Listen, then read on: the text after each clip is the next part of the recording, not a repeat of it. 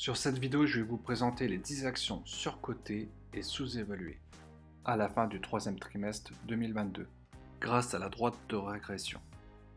Mais qu'est-ce qu'une droite de régression? C'est ce que nous allons voir dans cette vidéo.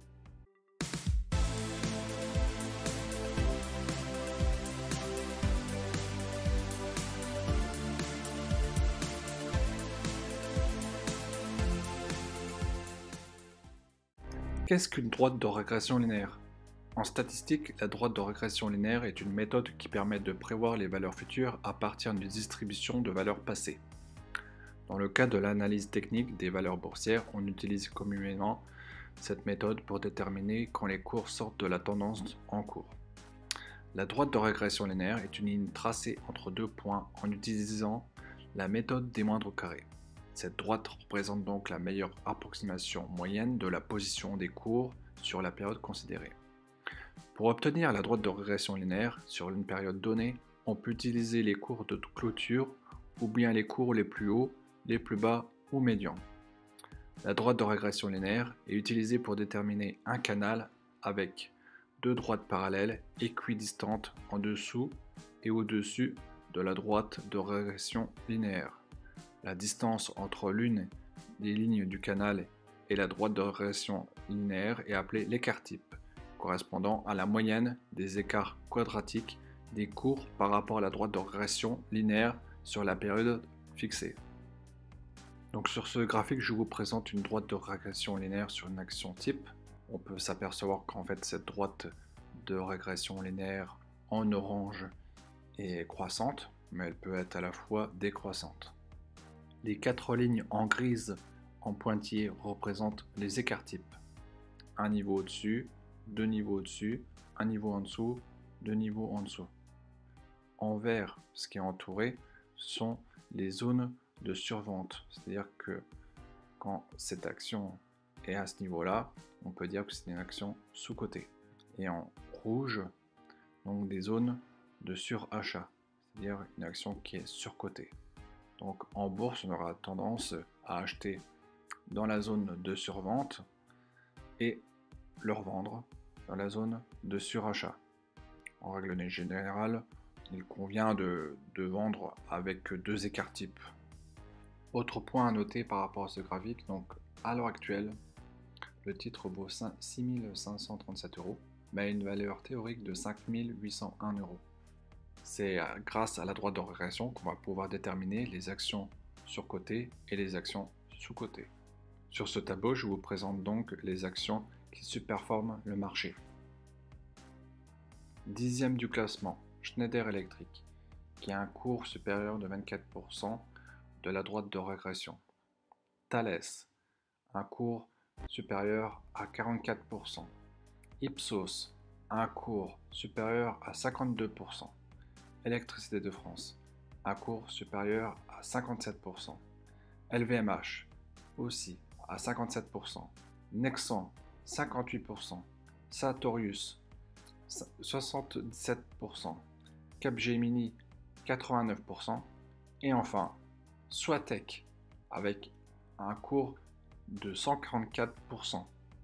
Et pour terminer, le premier, ST Microélectronique, avec un cours de 154% supérieur à sa droite de régression.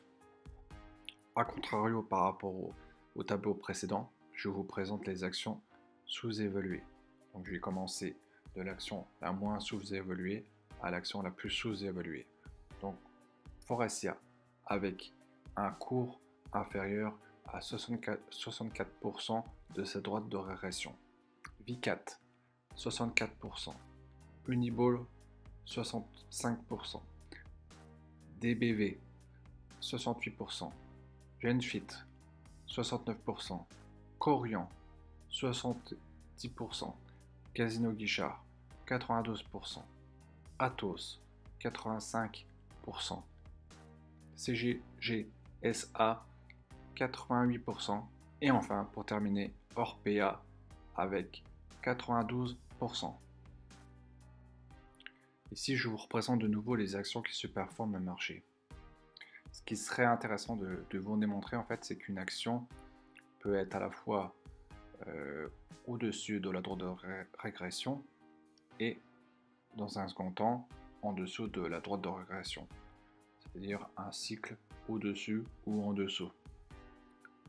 Sur ce tableau, toutes les actions sont au-dessus, très nettement au-dessus même de la droite de régression. Et c'est sur ce tableau, j'ai mis sur la dernière colonne les gains et les pertes qu'on pouvait obtenir avec ces actions. Donc à savoir que sur des actions qui superforment le marché, si ces actions devenaient à revenir sur la droite de régression, forcément on serait perdant. Donc on peut voir que sur Schneider Electric, si on investissait une somme de 10 000 euros à l'heure actuelle, on serait perdant de 2 000 euros pratiquement. Et sur ST Microélectronique, on serait perdant de 6 000 euros.